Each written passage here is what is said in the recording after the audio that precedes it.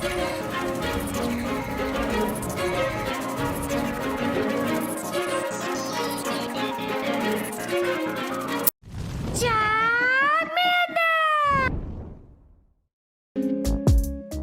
guys, King of Trials here to be your judge, your jury, and your analyst, and today I bring to you my best ABB team for the Halloween Cup.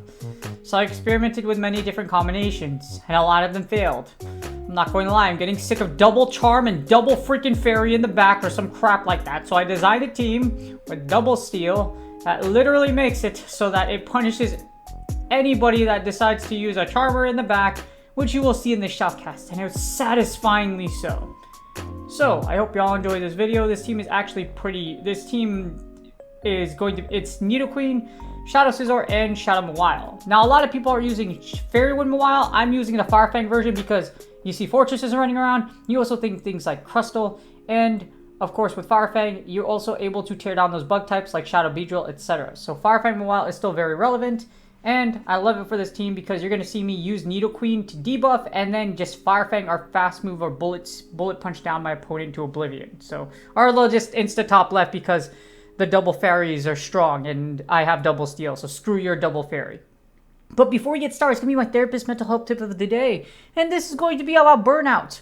Burnout, aka burnout syndrome, is the emotional, mental, and physical exhaustion that comes from long-term exposure to stress, emotionally demanding situations, overworking, pushing yourself too hard while taking care of yourself and honoring your needs. So burnout and depression actually have very similar symptoms, but if you take a look at this, there's definitely other things. In a 2019 study, the groups of people most commonly were affected by burnout: teachers, nurses, doctors, social workers, which include my profession as well because social workers are also mental health professionals, elite athletes, and parents of chronically ill children. So yes, my profession is very prone to burnout. But also, PvP has been burning me out, and I'm totally I'm not burned out to oblivion, but I'm so sick of the... you're gonna see in this shoutcast one battle where I just instantly go to shields, and I'm so done with lag, etc. I would totally be legend right now if it wasn't for freaking lag and all the 4-1s and 5-0s I lost because of stupid lag and getting algoed. But factually, if I never lagged or if I never lost all that ELO, I would be a legend right now. So yeah, I am done with making legend. And I'm just going to keep battling, try to make it this season. If I don't make it, fine, but this is the last season I'm going to go after Legend because it's just not worth doing this over and over again. I will still make content, but I'm burned out and I'm done giving this game a chance after 2 freaking years of lagging. Literally, it's almost been 2 years and it still lags. So, without further ado, it's my best AV team, and I hope y'all enjoy the video. Alright, here are the battles. We got Nidoqueen on an Umbreon. This is actually great for us because in the 2 shield, Nidoqueen can actually beat Umbreon. Well, the shadow one actually. The normal one, it's kind of sucks because if they hit a psychic on you, yeah, you'll live because you're the regular one, but it's still really risky because psychic Umbreon eating one does a lot of damage. As you see here, Nidoqueen is just trying to poison Fang through, and I have no idea what the hell just happened. It seems like when Halloween Cup started, lag got worse. I'm not sure if it's because they put out that new Halloween map or whatever, but you know what? We're just being a dead horse at this point, so yeah. As you see, our opponent's not going to shield. I'm going to start shielding at this point. However, it really sucks because when you're doing 2 and 3 turn moves, luckily I shielded the Psychic here, but when you're doing 2 and 3 turn moves and it lags like that, you have no idea what turn interval you're on. So it just screws up your entire rhythm, and it really pisses you off. The good thing is I avoided to get Psychicked. The bad thing is that, well, we just wasted their time. They sent in a Shadow Venomoth and we can fusion down, but this is why Fire Fang Mawile is still a boss. A lot of people, well, not a lot of people, but I've seen a lot of Fairy Wind Mawile is the way to go, but Fire Fang is not that bad because you take out a lot of the dual typings, and all I have to do is send in Shadow Scizor, and Shadow Scizor will bullet punch its way to victory as our opponent just tops left. That's what you get for running freaking Charm in the back. Blech. We get another Umbreon lead, which is great because we win the lead. Now let's just pray we don't lag at this point. But, like I mentioned, it seems to have gotten much worse.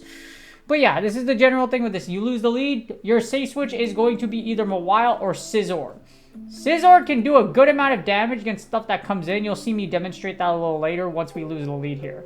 But we win the lead pretty comfortably here. And here's what I mean by eating a Psychic. The good thing is we don't get defense debuff this time around. So at least we'll be able to live a few foul. At least we're not going to be in danger of getting farmed down. Because I'm going to have to expend a shield at this one point.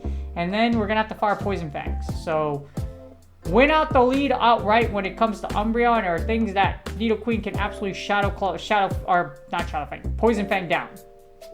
So that's why Nidoqueen is number one switch. However, as a lead, it's incredibly dangerous because you're able to debuff. The key with this team is Nidoqueen debuffs, and then your back row either bullet punches or Fire Fangs its way to victory, because that damage over time adds up. Mind you, though, Scizor is very squishy. I'm able to farm down here. Yeah, I'm at shield disadvantage. That's perfectly fine because I still have 2 whole wands, and we get a Wigglytuff. This is great because this is why we're running Double Steel. Double Steel works because of all the poison typings as well as possible charmers like freaking Wigglytuff. And now I'm hoping my opponent is running Double Charm so that I can just bullet punch them down and laugh at their misery. So as you see, we're just bullet punching down. I probably could have farmed down at this point, but I sent him a while just a Fire Fang for extra disrespect. And now we're just going to chunk away at this poor little Wigglytuff. So, as you see, Wigglytuff is getting chomped down because you're running Double Charm and I'm running Double. They try to do ABB Double Charm. Guess what? I have Double Steel. GG, sir. But yes, there you go. This is why Double Steel is... Your back row does so much fast move damage. If you end up boosting with Scizor, it's great. We got Nidoqueen out of Tyranitar, and my opponent stays in. As you see, Shadow Scizor is incredibly squishy, but I am able to bullet punch down Tyranitar because Smackdown is only a 3-turn move. And then we get a Gardevoir, which is a confusion one, but that's actually perfectly fine. They're going to shield this Iron Head there, and then I'm going to send in Mawile. Mawile resists Charm and Confusion, so either way, we're fine. I'm pretty sure they're going to charge it to a Shadow Ball here, though, so I will shield this next move. We're just going to Fire Fang down. It's a very simple team. You lose the lead, you stay switching to Scizor, and then you try to fast move damage as much as you can using Poison Fang and Power Up Punches / fast move damage to absolutely take out your opponent. So this is why I found that, as you see in the back row, a lot of people are using Charmers, and all I'm going to do is swap in Nidoqueen, farm down this Granbull, and then end the misery out of that poor thing in the back, which happens to be the guard. And before I even get to fire Poison Fang off, they just top left. Another double charge teach, floored. And as you see, we get the Charmer in the lead, and this is great. We win a lead, and then we get a Crustle. Crustle safe switch. Guess what? I have Shadow Mawile. Crustle's Rock Slide still hurt, though, so it kind of sucks if you do eat one. As you see here, I'm going to eat an X-Scissor, which is great, because X-Scissor is resisted. I'm going to fire Power Punch, and I'm going to attempt to Fire Fang down. Rock attacks are resisted, which is why we're going to throw Mawile in here, and then Fire Fang's doing neutral damage, but as you see, it's going to do enough. But I'm actually not going to shield this. Nidoqueen will die to both Scizor and Nidoqueen, so that's perfectly fine. I have 2 things that are good against that Wigglytuff, and I'm going to get 1 extra Poison Jab worth of energy. I'm going to go straight for the Earth Power here. If they don't shield this, it really sucks for them. If they do, it kind of sucks for me. Well, that's perfectly fine. Earth Power goes through, and we do a giant chunk of damage. So that actually worked out.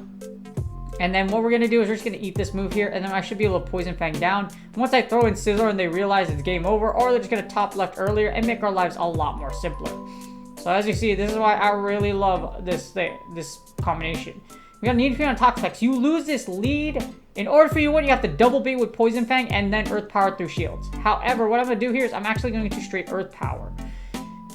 If you see a Toxapex in the lead, try to do some chip damage because Toxapex does resist Bullet Punch as well as Fire Fang. So we want to do as much chip damage as humanly possible here, just so that we can set up Scizor and Mawile to be able to do enough fast move damage to take out Toxapex. And because Toxapex is so bulky, and because Brine is actually decent, as you see, Nidoqueen takes super effective damage, and it takes out literally like more than half of its HP. But all I'm going to do is force my way through Poison Fangs here. The good thing about this is that as Nidoqueen resists double resist Poison Jab. So we can go ahead and we can shield this, and hopefully I'm able to farm down here. So try to Earthquake through shields, and then try to farm down the poor Toxapex, as you see here. Now we have plenty of energy thrown at opponent's back row, and they send in an Umbreon.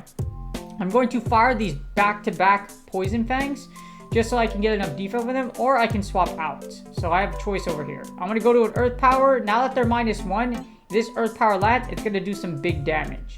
So I'm hoping it lands, and because they're -1, it's going to do some big damage, and it does big damage. They send in Frostless. However, because Frostless comes in, guess what? We have Mawile with Fire Fang, and we're going to be able to just chomp down at this poor Frostless. We're going to make it so our opponent is going to die with 2 shields. But yes, I love this team. I love the concept of this team just because there's a lot of double Charmers in the back, and you can manipulate your way through with fast move damage. So as you see here, Fire Fang's going to go through. I'm just going to chomp away to victory, and our opponent's going to roll over our shields for the next season.